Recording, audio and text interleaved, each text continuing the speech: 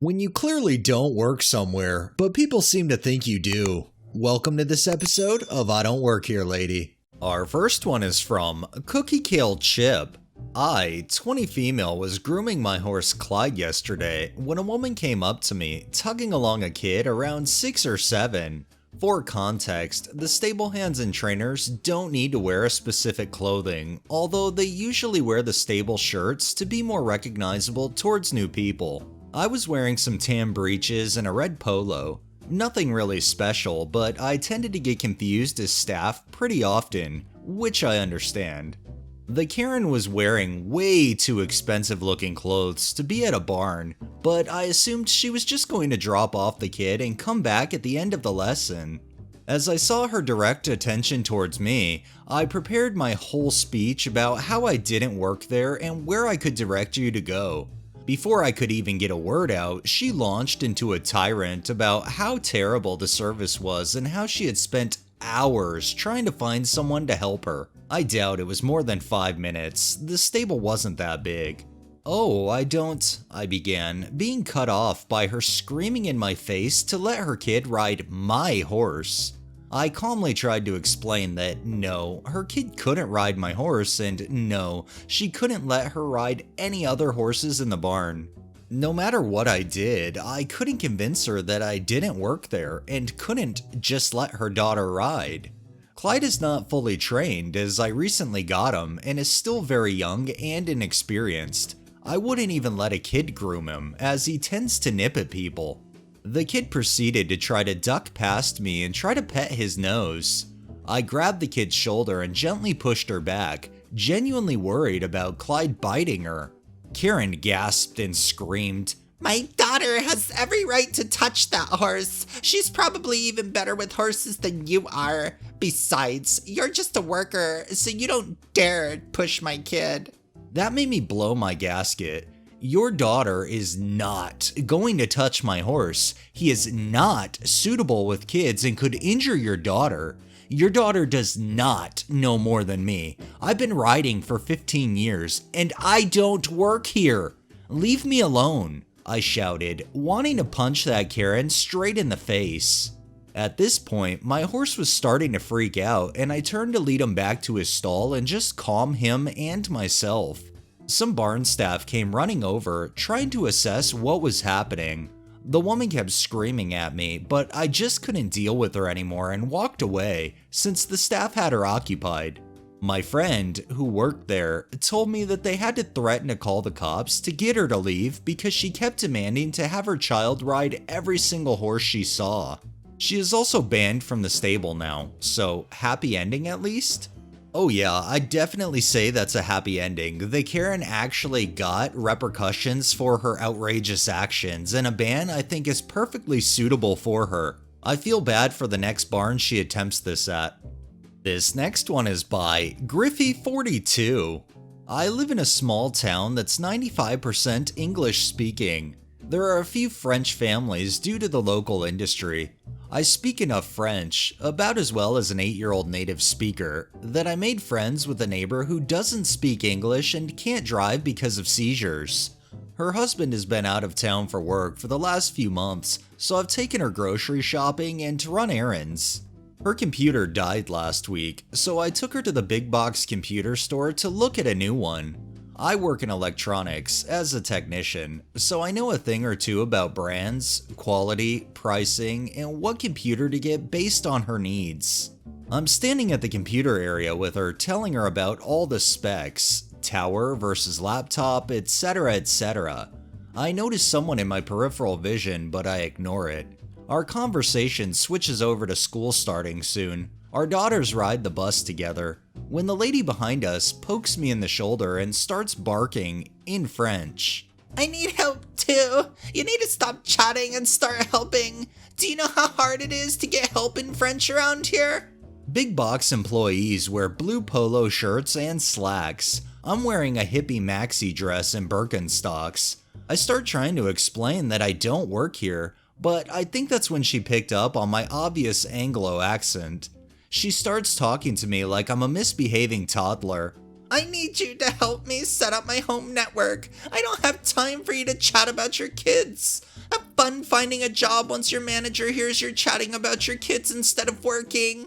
At this point, my neighbor pushes me out of the way. She's about twice as big as the Karen yelling at me. She walks up to the Karen and just shouts at her for 2 minutes. I couldn't catch most of it because I only know school French, but I'm picking up a lot of F-bombs.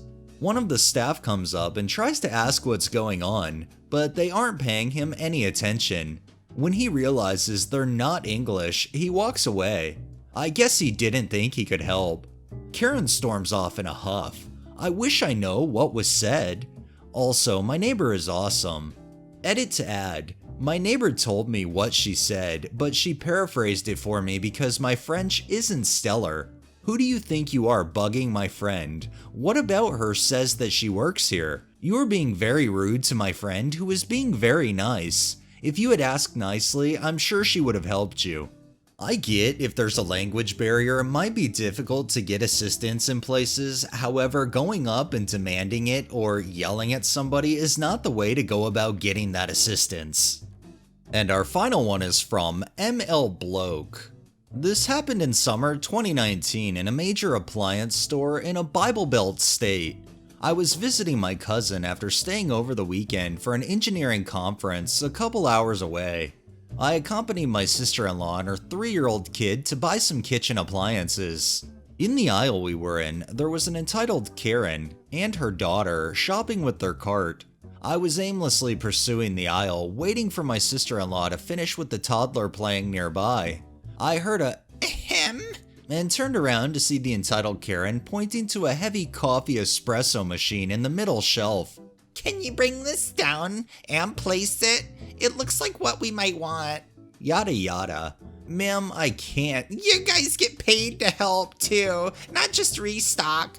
But thinking fuck it, let me just help out the lady. She probably thinks me to be a store clerk by my tucked polo and khakis. What's the harm anyway?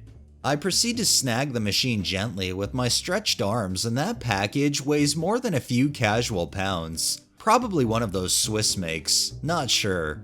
Seeing me struggle, daughter reaches out to help when entitled Karen pulls her back within an earshot.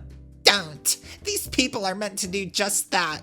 These brown immigrants were doing just that in their farms anyway. Let him!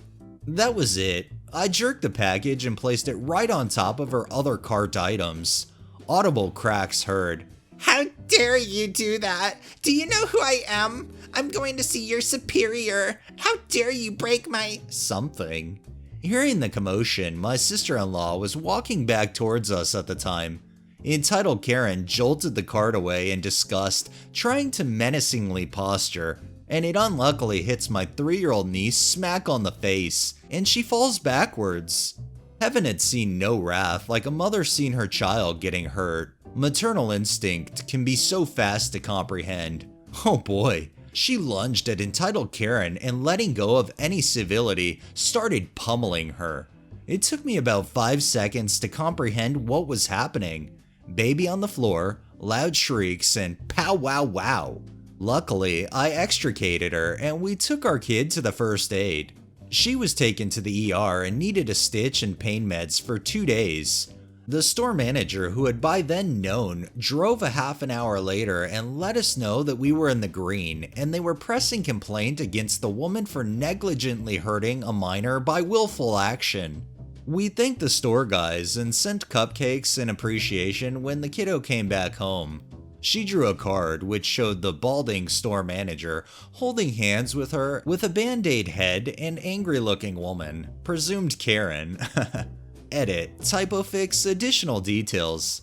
Judiciary did intervene. Entitled Karen got a probation due to the charges of battery, negligence, and willful harm. Sister-in-law got into anger management therapy on court mandate. Some lightweight community service. I don't justify her reasons to hit, but at that moment, anyone can casually act the same way if you see a hurt child and an unrepentant, menacing woman. I'm not gonna lie, the Karen got exactly what the Karen deserved, and I think what a lot of people want to do to Karens, but actually hold back because the Karen doesn't cross the line and mess with their kids. I'm glad in the end, for the most part, things turned out well, and the Karen ended up getting her due. Alright, that's enough retail for the day. Well, that wraps up this episode of I Don't Work Here Lady. If you liked the video, please drop a like, share my content on all of your social media, subscribe if you haven't already, and make sure to hit that bell so you're notified every time I upload, and drop a comment down below. Thanks for watching, thanks to my patrons, have a great day and stay safe out there.